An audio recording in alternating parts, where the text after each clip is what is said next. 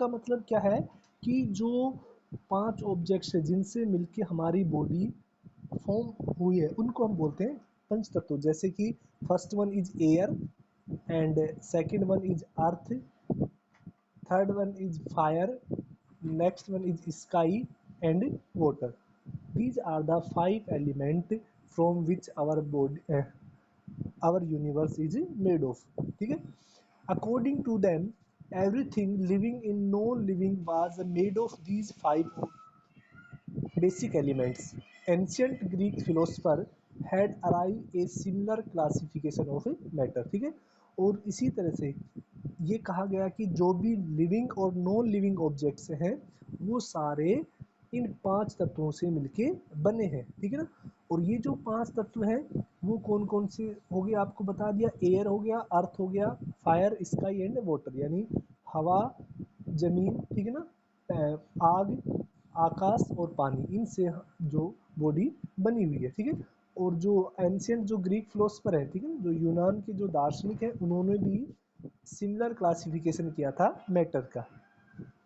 Modern day scientist have evolved two type of classification matters based on their physical property and chemical nature। तो जो modern time में है जो scientist है उन्होंने कितने टाइप का क्लासिफिकेशन किया है, 2 टाइप का क्लासिफिकेशन किया है। किनके बेसिस पे, फिजिकल प्रॉपर्टी और केमिकल प्रॉपर्टी के बेसिस पे मैटर्स के 2 टाइप का क्लासिफिकेशन किया है। In this chapter we shall learn about the matters based on its physical properties. Chemical aspects of matter will be taken up to the substance chapters। ठीक है, तो इस चैप्टर के अंदर हम मैटर की जो फिजिकल प्रॉपर्टी है उन्हीं के बारे में हम स्टडी करेंगे। जो बाकी का है केमिकल प्रॉपर्टी है उनके बारे में हम बाद में बात करेंगे। आगे के जो चैप्टर आएंगे उनके बारे में उनमें हम बात करेंगे। तो देखिएगा, first is physical nature of a matter. सुनाई दे रहा है सभी को? चलो ठीक है ना, तो फिजिकल नेचर है उसके बारे में बात कर लेते हैं कि जो फिजिकल नेचर मैटर की वो क्या कहती है।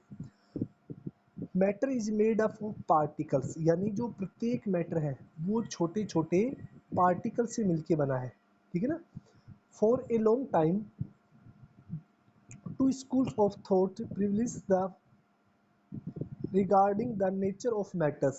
One school believe matters is to the continuous like a blocks of wood, whereas the others thought that the matters was made of the particles like sand. Let us perform an activity to decide about the nature of matter. It is the continuous or particular। तो देखिएगा, जो 2 school हैं, ठीक है, वो ये decide, एक कहता है कि जो पार्टी है यूनिवर्स है हमारा या मैटर्स है वो किसके फॉर्म में बना हुआ है, एक कंटिन्यूस फॉर्म में, जैसे कि लकड़ी के जो ब्लॉक्स हैं उस तरह से कंटिन्यूस फॉर्म में मैटर बने हैं। जबकि दूसरा जो स्कूल है वो क्या मानता है कि जो मैटर्स है वो छोटे छोटे पार्टिकल से मिलके बने हुए हैं। ठीक है ना, इसमें देखो कुछ ये दे रखा है, the SI unit of mass is kilogram, ये हम पढ़ चुके हैं। मास की ऐसा यूनिट क्या होती है, किलोग्राम होती है। ये हमने जब न्यूटन्स लॉ पढ़ा था उसमें पढ़ चुके हैं। The SI unit of volume is cubic metre, आपको ये भी पता है कि वॉल्यूम की हम हमेशा मीटर क्यूब से लिखते हैं, जबकि एरिया को हम मीटर स्क्वायर से लिखते हैं। ठीक है ना, the common is litre such that the 1 litre equal to 1 decimetre cube. ठीक है ना, 1 लीटर इज 1000 मिलीलीटर। ठीक है ना, तो ये कुछ कन्वर्जन है जो अलग अलग यूनिट्स के अंदर है। ठीक है, अब देखिएगा यहाँ पर बात करते हैं, आपको एक एक्टिविटी दे रखी है, take a 100 ml beaker, fill half of the beaker with the water and the mark the level of water. ठीक है, उसके अंदर आप कुछ लेवल तक वाटर फिल कीजिए। ठीक है ना, उसके बाद उसको मार्क कर लीजिए कि कहाँ तक जो पानी भरा हुआ है उसको आप मार्क कर लीजिए। Dissolve some salt sugar with the help of glass rod, observe the change in water level। Do you think that happens to the salt? Where does the disappear? Does the level of water is change? अब हम देखिए उस पानी का जो level है वहाँ तक, अब उसमें हम कुछ चाहे तो आप साल्ट ले सकते हैं, चाहे शुगर है उसमें ऐड करके इस ग्लास रोड से या चम्मच से उसको हम उसमें डिजोल्व करते हैं, उसको घोलते हैं और फिर हम इसको ऑब्जर्व करते हैं कि वो जो हमने मिक्स किया है साल्ट या शुगर वो कहाँ पे गया, इसके अलावा उसके वाटर लेवल पर क्या इफेक्ट पड़ा, इनके बारे में भी हम बातें करेंगे डिजोल्व करने के बाद। एक मिनट, अब देखिएगा how small are these particles of matters, ठीक है।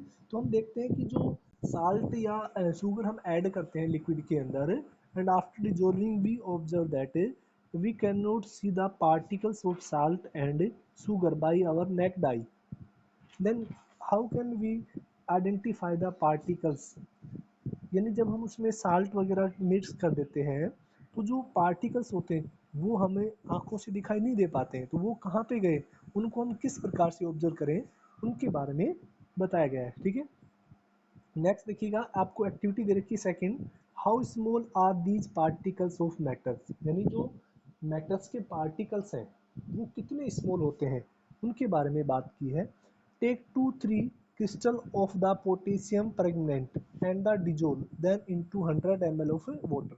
देखो ये जो पोटेशियम प्रेग्नेंट है, ठीक है ना, इसके बारे में आप जानते होंगे, कोई इसका जनरल नेम बता सकता है क्या तुम में से, ये जो पोटेशियम प्रेग्नेंट है इसका जनरल नेम जो हम वैसे बोलते हैं कि, जैसे कि अगर हम बात करें सोडियम क्लोराइड होता है जो NaCl, सोडियम क्लोराइड होता है ना, इसको हम नमक बोलते हैं, साल्ट बोलते हैं, तो ऐसे ही जो पोटेशियम परमेंगनेट है इसको किस नाम से बोलते हैं, बता सकते हैं कोई।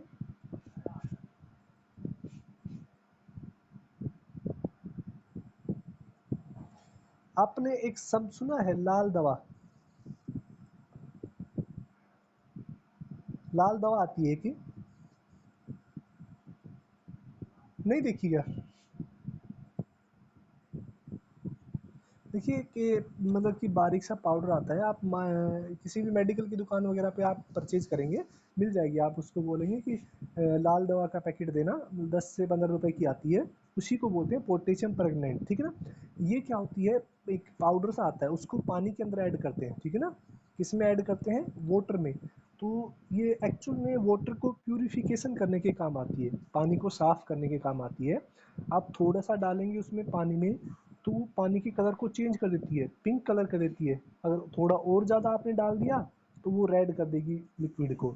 तो ये जो पोटेशियम परमेंगनेट है ये एक्चुअल में जो लिक्विड के अंदर जर्म्स होते हैं, ठीक है ना, जो भी कीटाणु वगैरह होते हैं, इंसेक्ट वगैरह होते हैं, उनसे प्रोटेक्ट करती है लिक्विड को। पानी वगैरह की जो टंकियाँ वगैरह होती हैं ना, बड़ी टंकियाँ और हेड्स, उनके अंदर लाल दवा डाली जाती है जिससे कि उनके अंदर कीड़े वगैरह नहीं हो, ठीक है। तो इसमें आपसे क्या कह रहा है कि आपको एक पोटेशियम परमेंगनेट का एक सॉल्यूशन लेना है और उसको आपको 100 ml वाटर में क्या करना है, डिजोल्व करना है। तो देखिए उसके बाद हम ऑब्जर्व करते हैं क्या होता है, देखिएगा take approximately 10 ml of the solution and put it into 90 ml of clear water. Take out 100 ml of this solution and put into the other 100 ml of clear water. Keep the diluting in the solution like the 5 to the 8 time in this water still colored, ठीक है। अब देखिएगा actual में इस activity में क्या बताया है, जैसे आपको 100 ml क्या लेना है, शुरू में वाटर लेना है, ठीक है। इसमें आपने पोटेशियम परमेंगनेट ऐड किया, इसका कलर इस तरह से हो जाएगा रेडिश, ज़्यादा रेड हो जाएगा ये कलर, ठीक है ना। आपने इसमें क्या ऐड किया, पोटेशियम परमेंगनेट किया, तो इसका कलर क्या हो गया, ज़्यादा रेड हो गया। अब क्या करते हैं आप, इसमें से 10 ml लेंगे आप, कितना लेंगे, यानी थोड़ा सा पानी लेंगे और उसको दूसरे बीकर में, ये जो बीकर है ना इसमें 90 ml वाटर है, उसमें ऐड कर देंगे, इसमें से थोड़ा सा इसमें ऐड कर देंगे। तो देखिए इसका कलर है वो ज़्यादा डार्क होगा इसकी रेस्पेक्ट में, ठीक है।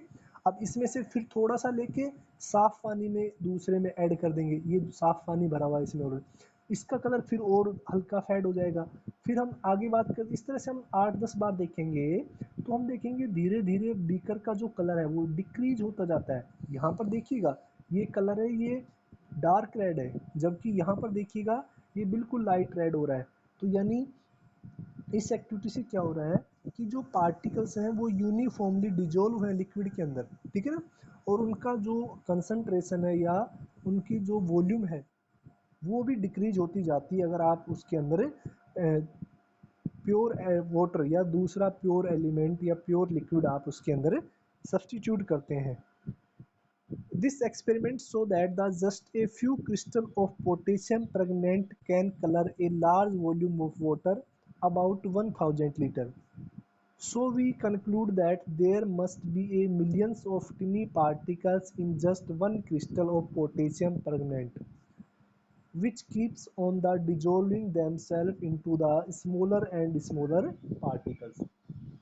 देखिएगा कि हम देखते हैं कि थोड़ी सी जो पोटेशियम परमेंगनेट है वो भी बहुत अधिक मात्रा में जो पानी होता है उसको कलर्ड कर देती है।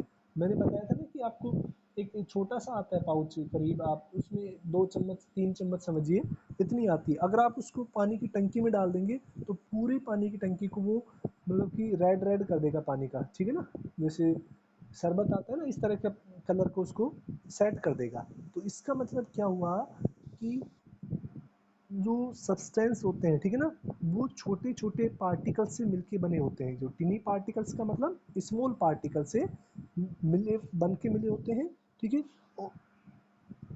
In the same activity can be done using the 2 ml of Dettol instead of the potassium permanganate. The smell can be detected even at the repeated dilution, ठीक है। तो ऐसे आपने देखा होगा कि जो डिटोल होती है उसको भी आप जैसे एक ढक्कन डिटोल आप बहुत ज़्यादा पानी में डालते हैं, फिर तो क्या होती है उसमें पूरे पानी में स्मेल हो जाती है डिटोल की। तो इसका मतलब क्या होता है कि जो पार्टिकल्स हैं वो बहुत छोटे होते हैं और वो मिक्स हो जाते हैं किसके अंदर, किसी भी सॉल्यूशन के अंदर जिसमें आप ऐड करते हैं। The particles of matter are very small and they are small beyond to the imagination, ठीक है। तो किसी भी मैटर के जो पार्टिकल हैं बहुत छोटे होते हैं और इतने छोटे होते हैं कि आप उनको इमेजिन भी नहीं कर सकते। आप देखेंगे कि जो पार्टिकल्स है ना वो 10 की पावर -15 मीटर, ठीक है ना, या 10 की पावर -14 मीटर, इतने छोटे होते हैं। आप मतलब सोच भी नहीं सकते इतने छोटे छोटे पार्टिकल से मैटर मिलके बनी होती है, ठीक है। इनको हम आंखों से नहीं देख पाते, इनके लिए हम माइक्रोस्कोप का यूज करते हैं, ठीक है ना। जो कंपाउंड माइक्रोस्कोप आते हैं आजकल, तो इलेक्ट्रॉनिक्स माइक्रोस्कोप आ गए जो छोटे छोटे पार्टिकल्स को मिलियन टाइम मैग्नीफाई कर देते हैं, यानी उनको जूम कर देते हैं। मैग्नीफाई का मतलब जूम करना, जूम कर देते हैं या मैग्नीफाई कर देते हैं जिससे हम क्या कर सकते हैं उनको देख पाते हैं, अदरवाइज हम आंखों से नहीं देख पाते। Particles of metals have space between them, ठीक है। तो पहला तो हमने क्या कंक्लूजन पढ़ा था कि जो पार्टिकल प्रत्येक मैटर है वो छोटे छोटे पार्टिकल से मिलके बना है, ये हमारा कंक्लूजन था फर्स्ट, क्लियर। सेकंड कंक्लूजन क्या है हमारा कि जो पार्टिकल्स हैं उनके बीच में क्या होता है, स्पेस होता है, यानी जो भी पार्टिकल्स हैं वो अपने पास क्या रखते हैं, स्पेस रखते हैं। तो यहाँ तक तो कोई दिक्कत है?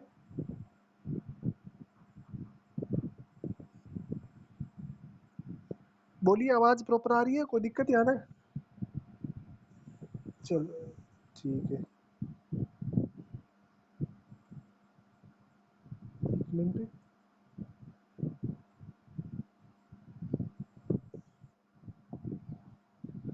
देखिएगा, particles of matters are space between them, यानी पार्टिकल्स हैं उनके बीच में क्या होता है, स्पेस होता है, ठीक है। मैं कुछ क्या बता रहा था, मैं भूल गया बीच में। हाँ, एक चीज देखिएगा, आपने जो दही देखा है ना, ठीक है ना, कर्ड होता है जो, अगर आप उसको माइक्रोस्कोप में देखेंगे ना, कर्ड को आप माइक्रोस्कोप में देखेंगे, वैसे तो आपको कर्ड को दिखाई नहीं, मतलब जब उसको माइक्रोस्कोप के अंदर से देखेंगे तो आप देखेंगे उस कार्ड के अंदर आपको बहुत ज़्यादा अमाउंट में, ठीक है ना, छोटे छोटे इंसेक्ट दिखाई देंगे, उसके अंदर आपको इंसेक्ट दिखाई देंगे। अगर आप, मैं ये बोल रहा हूँ कि अगर एक बार आप माइक्रोस्कोप से कर्ड को देख लेंगे तो उसके बाद आप दही खाना छोड़ देंगे, इतने ज़्यादा आपको उसमें वो दिखाई देते हैं छोटे छोटे बैक्टीरियाज। एक्चुअल में वो कौन से बैक्टीरिया होते हैं बता सकते हो आप नाम? आपने पढ़ा भी होगा कहीं ना कहीं छोटी क्लासेज में, या 8 तक ज़रूर आया होगा कहीं ना कहीं।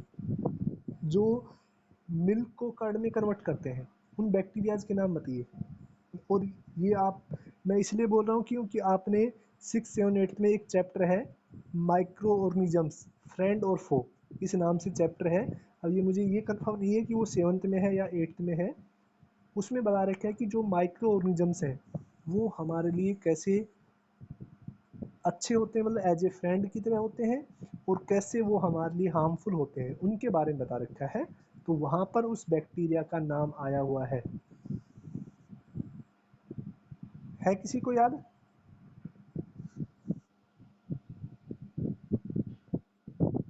कि जो मिल्क को कर्ड में कन्वर्ट करता है उस बैक्टीरिया का नाम क्या है, जो दूध को दही में कन्वर्ट करता है? किसी को याद नहीं है क्या? बोलिए।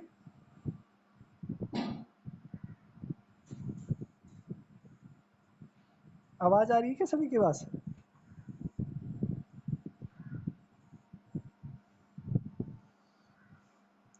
ये कैसे म्यूट हो गए आप?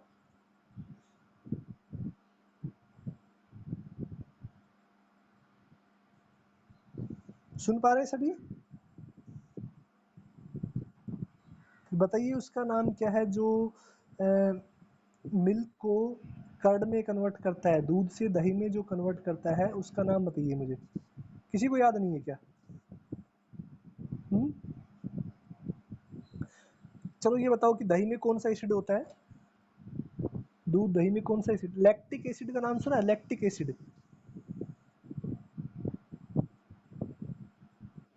हाँ, जो दही में कौन सा होता है? लैक्टिक एसिड होता है। और जो लैक्टोबैलिसियस नाम का जो आपने सुना होगा माइक्रोबीज, लैक्टोबैलिसिस जो मिल्क को कर्ड में कन्वर्ट करता है, ये याद रखा करो, ठीक है ना? देखिएगा, चलो हम टॉपिक पे आते हैं वापस से। Particles of matters have space between them, यानी जो पार्टिकल्स हैं उनकी जो सॉरी जो मैटर्स हैं, जैसे उसकी जो आपने पहला तो क्या पढ़ा कि प्रत्येक जो मैटर्स है वो छोटे छोटे पार्टिकल से मिलके बना हुआ है, जैसे ये छोटे छोटे पार्टिकल्स हैं। और इन पार्टिकल्स के बीच में क्या होता है? स्पेस होता है।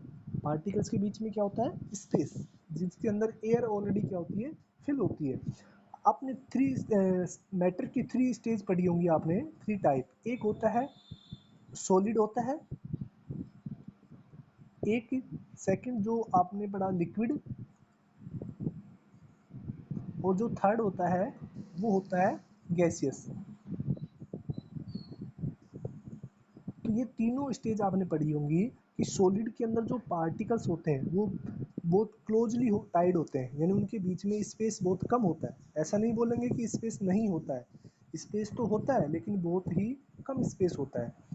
जो लिक्विड है उसके पार्टिकल्स के बीच में थोड़ा ज़्यादा स्पेस होता है सॉलिड के रेस्पेक्ट में, और जो गैसियस पार्टिकल्स हैं उनके बीच में और भी ज़्यादा स्पेस होता है सॉलिड और लिक्विड की रेस्पेक्ट में, ठीक है? तो ये आपको थोड़ा ध्यान रखा करें आप। पीछे के चैप्टर आप तो छोटी क्लासों के भूलते जा रहे हैं, फिर ऐसे तो 10th में 11th में तो आपको बड़ी दिक्कत आएगी। देखिएगा, in activity 1.1 and 1.2 we saw that particles of sugar, salt, detols and potassium permanents got evenly distributed in water. Similarly, when we make tea, coffee or the lemonade, particles of one yet to be matter get into the space between the particles of the others. This so that the particles enough space between particles of a matter, ठीक है? तो जैसे भी हम अभी हमने जो activity 1.2 वगैरह ये पढ़ी थी, इनमें देखा कि जो जैसे कि डिटोल वगैरह के पार्टिकल्स हैं वो वाटर के पार्टिकल्स में डिजोल्व हो जाते हैं, यानी वाटर के दो पार्टिकल्स के बीच में डिटोल का एक पार्टिकल सेट हो जाता है। इसीलिए तो वो कॉन्फ़िगरेशन क्या होता है? यूनिफॉर्म बनता है। आपने जैसे कि लेमनेड बनाते हैं घर पे, ठीक है, नींबू पानी जिसको शिकंजी बोलते हैं, सभी जानते होंगे। तो उसमें क्या है कि आप जब शुगर ऐड करते हैं, साल्ट ऐड करते हैं, साइट्रिक जो नींबू का रस ऐड करते हैं, तो वो एक्चुअली में क्या है कि ये भी छोटे छोटे पार्टिकल्स से मिलके बने हैं, चाहे लिक्विड हो, चाहे सॉलिड हो, चाहे गैस हो। तो वो क्या होते हैं, जैसे अगर हम लेमन जूस की बात करें वो, या साल्ट की बात करें, या शुगर की बात करें, वो वाटर के पार्टिकल्स में एडजस्ट हो जाते हैं यूनिफॉर्मली, ठीक है ना? आपको पूरे ये नहीं कि आपने ऐसा तो होता नहीं होगा कि आपने जैसे 5 गिलास लेमनेड बनाए, आपने चीनी डाली, ये तो ऐसा नहीं होगा कि भी 2 गिलास के अंदर जो है वो टेस्ट है मीठा है, 2 गिलास के अंदर कोई टेस्ट नहीं है। ऐसा तो होगा नहीं, क्योंकि वो जो पार्टिकल्स हैं वो यूनिफॉर्मली एडजस्ट कर लेते हैं between the particles of water. ठीक है, तो प्रत्येक पार्टिकल्स है वो वाटर के पार्टिकल्स के बीच में क्या करता है, खुद को सेट कर लेता है।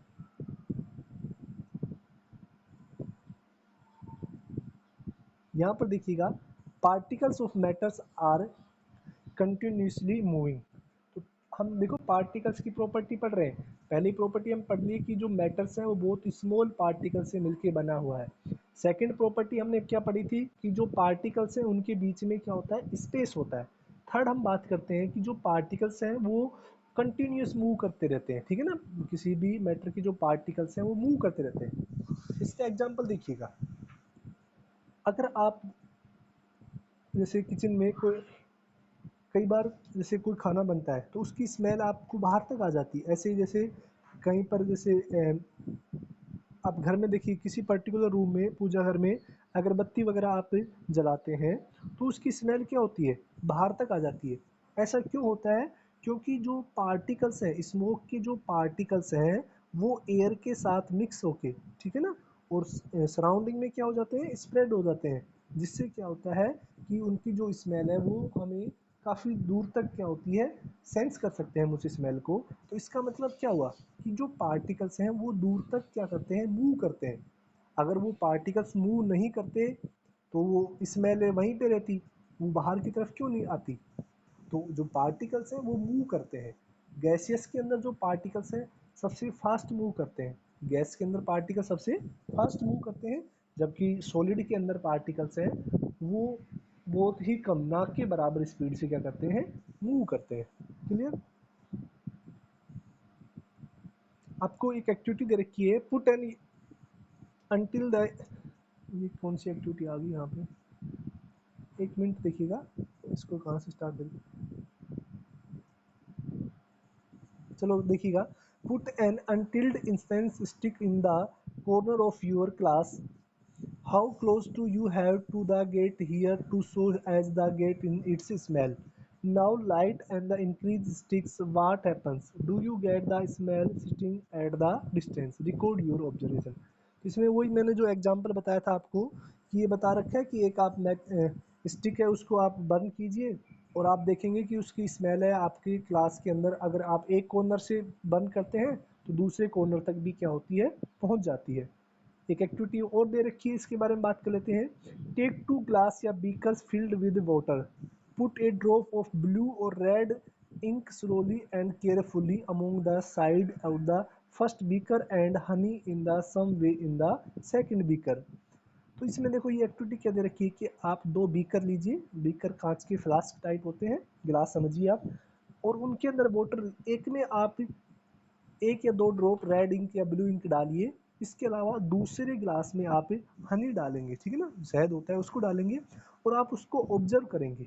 ठीक है ना, आप देखेंगे कि जो इंक है वो बहुत जल्दी से क्या होती है, उस कंप्लीट वाटर में डिजोल्व होती रहती, होने लग जाती है। आपने ऊपर से डाली, धीरे धीरे कुछ समय बाद वो पूरे, जो अगर रेड डाली है तो आपने पूरे लिक्विड को रेडिश रेडिश कर देगी, ठीक है ना। लेकिन जो हनी होता है वो हनी क्या होता है, उस लिक्विड के अंदर बहुत देरी से डिजोल्व होता है, परफेक्टली डिजोल्व भी नहीं हो पाता है और काफ़ी देरी से डिजोल्व होता है। इसका मतलब क्या हुआ कि जो